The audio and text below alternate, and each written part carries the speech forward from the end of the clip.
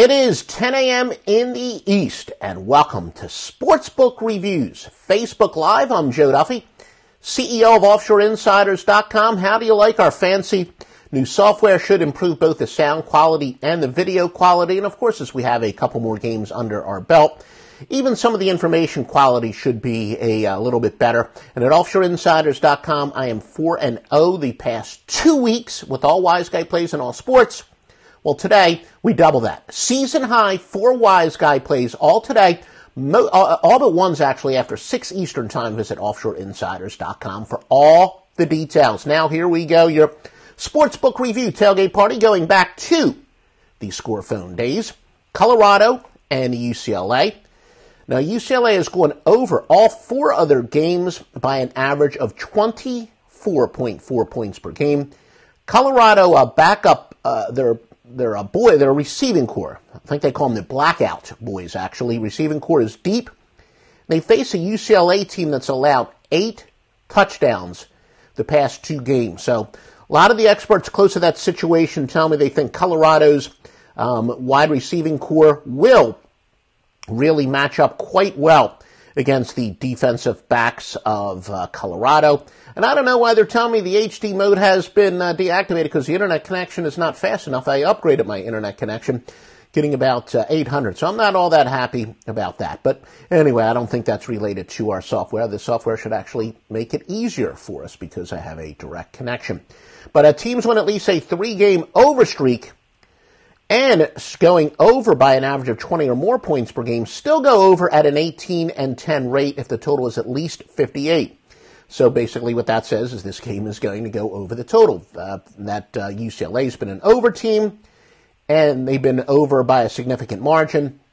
Again, that sweat barometer, some people call it, we would call it either, ATS margin, over, under margin. But UCLA, with their not much of a defense, but in part because of, of course, they are passing oriented. Colorado's defense has played well despite losing 8 starters, but did fold against Washington last week, allowing 27 points in the second half. So, again, this may be a case where both of these defenses, where Colorado's defense was overachieving.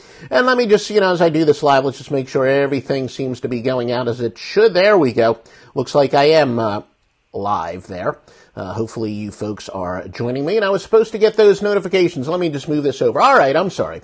I do see the notifications where I am getting it on the new software. I had my little computer here. And if you can, give us a like.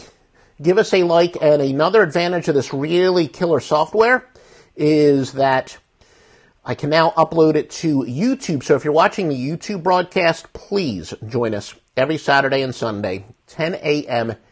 Eastern Time, right here on Sportsbook Reviews Facebook Live. Just do a search for that on Facebook. Washington and Oregon State. Oregon State is the worst against the spread team in the nation at minus 24.9 points per game.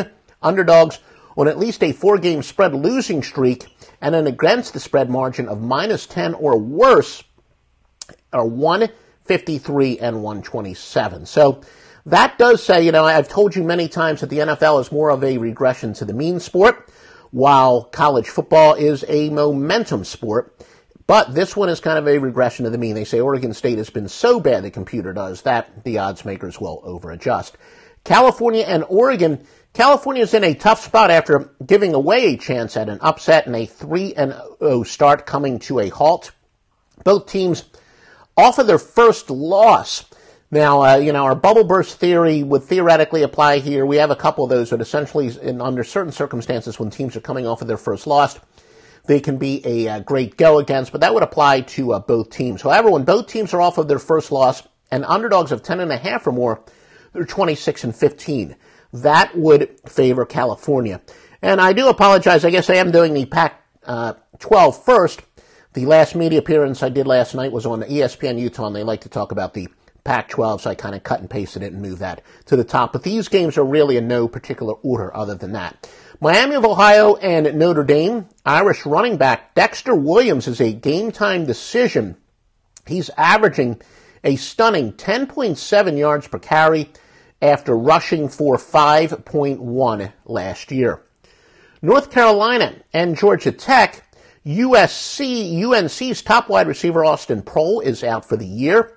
UNC now with 13 players out for the season with injuries. Georgia Tech is now going to be without Jahazel Lee and a backup J.J. Green. But Green was averaging 12.1 yards per carry. Of course, at Georgia Tech, they believe it's more of their system than anything else. But Georgia Tech with some key injuries. And, of course, remember, they lost their leading rusher from last year who was kicked off of the team.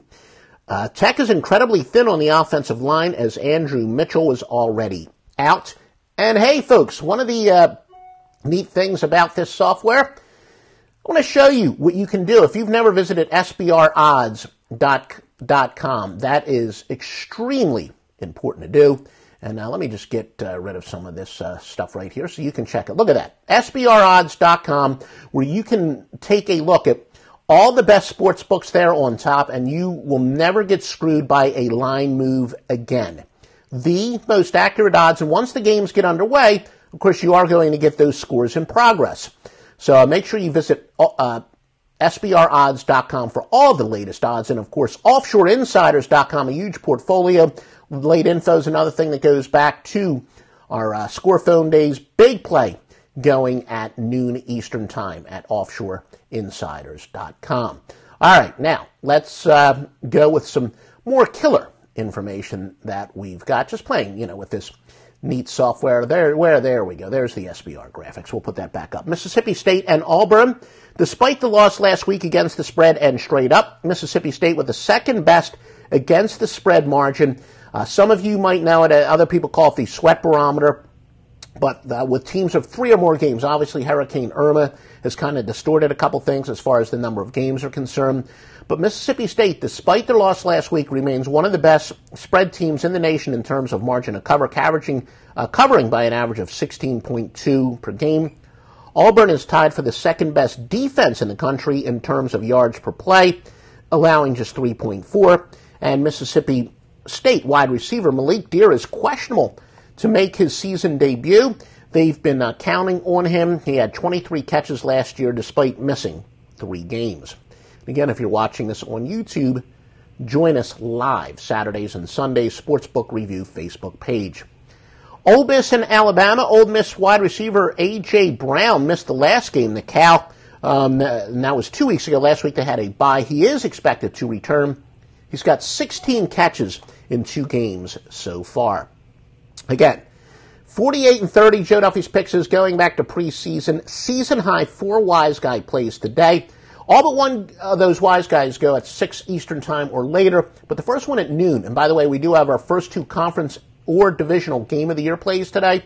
All those go at after 6 o'clock Eastern time. And some of you regular clients, you may say, I think I know who they're on. Don't assume. I will tell you this. There's one game today. 2 of our best systems are going head-to-head. So we went up passing on that game. Charlotte versus Florida International. Charlotte is 0-4 against the spread with the 3rd worst -16 against the spread margin. Underdogs on at least a 4-game spread losing streak and have an against the spread margin of -10 or worse, though they do bounce back 153 and 127. So although I've said many times college football tends to be the number 1 momentum sport, not always, and I'm very excited. NBA is just around the corner. What is it? The 20th? They're starting a little earlier each and every year. I think it's October the 20th. We've never seen our computer systems in the NBA. They're phenomenal because there's so many situations there. Memphis and Central Florida. And by the way, thank you for those of you giving me likes on the Facebook Live. And, you can do it even after if you're watching on demand. I know a lot of you are out on the West Coast. At least when I look at the views, I would say about 80% of the views come from on demand. And especially now that we're going to be on YouTube, please give us a like there as well. The experts tell us it helps us on the search engines. Memphis and Central Florida. UCF, that's a perfect example. Remember we said the schedules are distorted because of Hurricane Irma, but they have the best against the spread margin in the country, albeit with just 2 games. They've coverage by 29.2 points per game. Memphis starting defensive back Sean Rupert has been dismissed. He played all 13 games last year, started every game this year. Houston and Temple. Houston, one of the best under teams in the country, of course. Tom Herman left, so they've changed their pace. And that's one of the keys, by the way, in college basketball handicapping, and that's another, month or so away. But Houston's going under all 3 games this year by an average of 20 points per game. UTEP and Army, underdogs on at least a 4-game spread losing streak. And against a spread margin of minus 10 or worse, or 153 and 127, that would favor UTEP. And that same angle does apply to Akron and Bowling Green, going with the underdog. Air Force in New Mexico. New Mexico, one of the top under teams in the country. They've gone under all 4 by 19.8 points per game. Middle Tennessee and Florida Atlantic. Middle Tennessee under all 4 by minus 18.2 points per game. Their star wide receiver, Richie James, not to be confused with the old singer Rick James, 18 catches in 2 games to Power 5 schools. Then he got hurt. He is considered questionable. Definitely want to check SBR odds on this one, because on injury information alone, that information is going to the line is definitely going to change. So make sure you check out SBRodds.com on that. Middle Tennessee State starting quarterback Brent Stockstill is expected to miss his 3rd straight game. South Florida and East Carolina. USF averages the most snaps in the nation at 96, including 103 on the road. Now, keep in mind, I know this line is going up.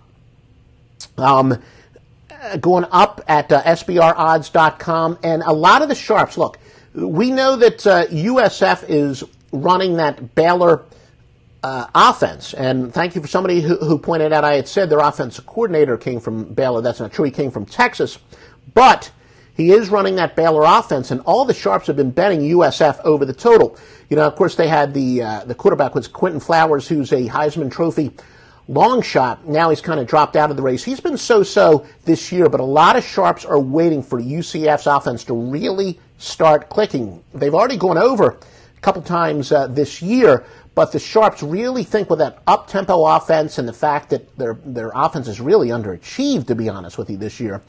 Look for the sharps to continue to bet that over at just about every opener. Kind of reminds me of Bowling Green under Dino Babers a few years, and USF is this year's Bowling Green.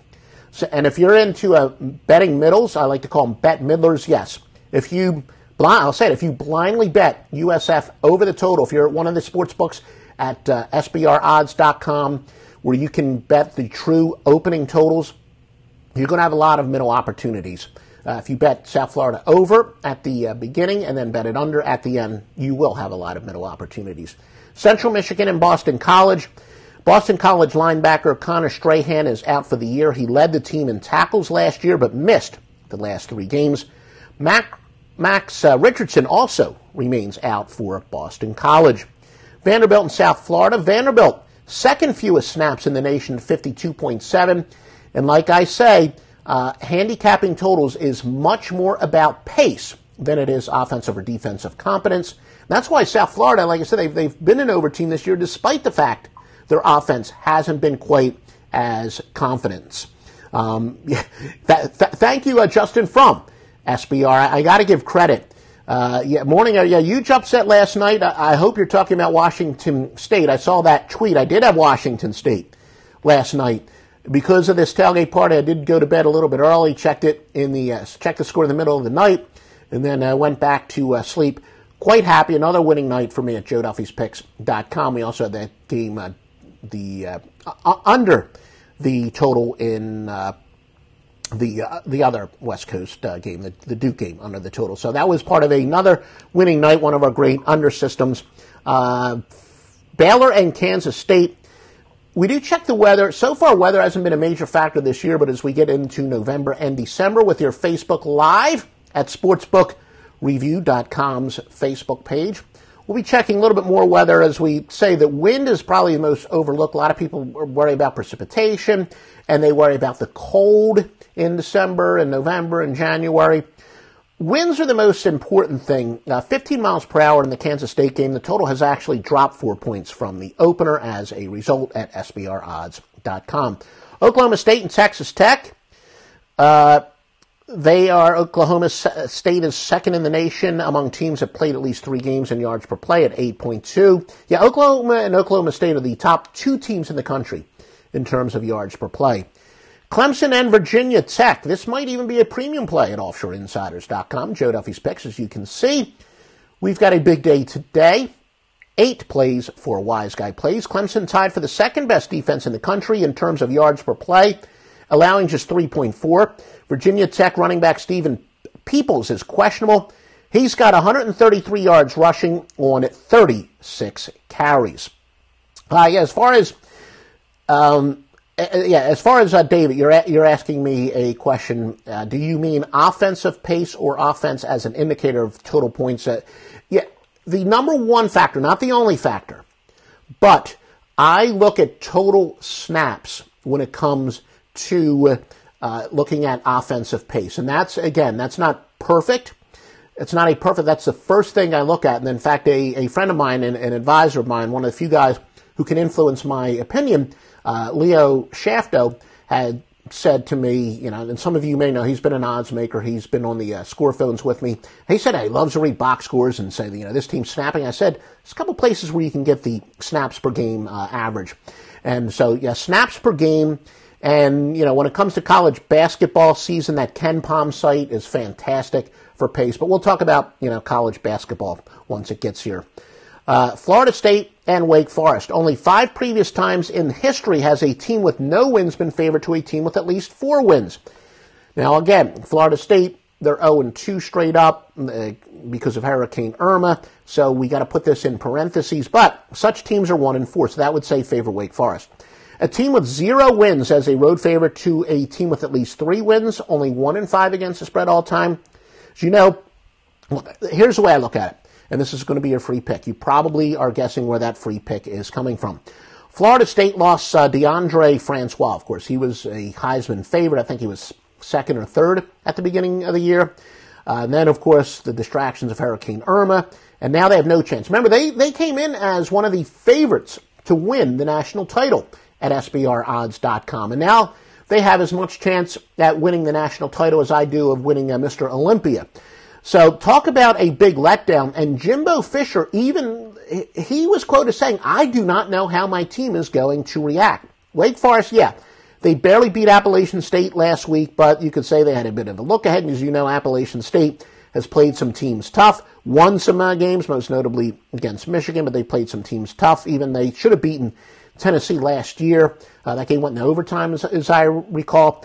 Sorry, I don't have that photographic memory like my big man on campus, but I believe Appalachian State did take Tennessee to overtime last year, and they blew it. They should have won. But so they play teams close. I'm not really worried about that. Florida State will have their leading wide receiver, Auden Tate, who separated his shoulder last week. He's the only Nole to score a touchdown this year. Florida State outside linebacker Jacob Pugh suspended for the first half. But look, Wake Forest is smelling blood. Big home game for them. Remember, for years, they were a quality home team, to say, a quality defense. Wake Forest is a team that we've had some success with the past several years because we were betting them as big underdogs. Now they have a little bit of an offense. This is a chance to beat Florida State. Screw it whether or not, it is one of the classic Florida State teams without Francois, and they've got no wins. But flat out, this is a great chance for Wake Forest. This is a humongous home game for them. When their own coach, Florida State's own coach, Jimbo, says he doesn't know how his team's going to react, Florida State plus the 7.5 is your free winning pick. Ohio State and Rutgers. And by the way, thank you, folks. I see a lot of, maybe, I don't know if it's you, but a lot of folks are buying since the start of this broadcast at offshoreinsiders.com. Season high for college football. Wise guy, please. Ohio State and Rutgers. Janarian Grant is questionable to probable for Rutgers. He's a key player. If Rutgers wants to remain even semi-competitive, 11 receptions in the first 2 games before being hurt against Morgan State and missing last week. So Janarian Grant, that will very much affect the line at SBRodds.com. Troy and LSU. LSU star running back Darius Geis and defensive tackle Rashard Lawrence are questionable. This is a homecoming game. When I got started in this business, people would go apeshit. We're we're not under the FCC regulation, so I can say that. But that's not really a bad word, is it? Apeshit about teams playing homecoming games. You know, whether or not teams are extra motivated for that, it's quite arguable because, look, on the flip side of that argument, LSU, they're in the middle of the SEC season, and they play the SEC West schedule. I know it's a legitimate debate now. Is the SEC truly the best conference? They're in the SEC West. That's a brutal schedule. This is a perfect chance for a letdown. You know, screw whether or not it's a homecoming game. But sometimes I take the I report, you decide approach. That's what we do here on the tailgate party.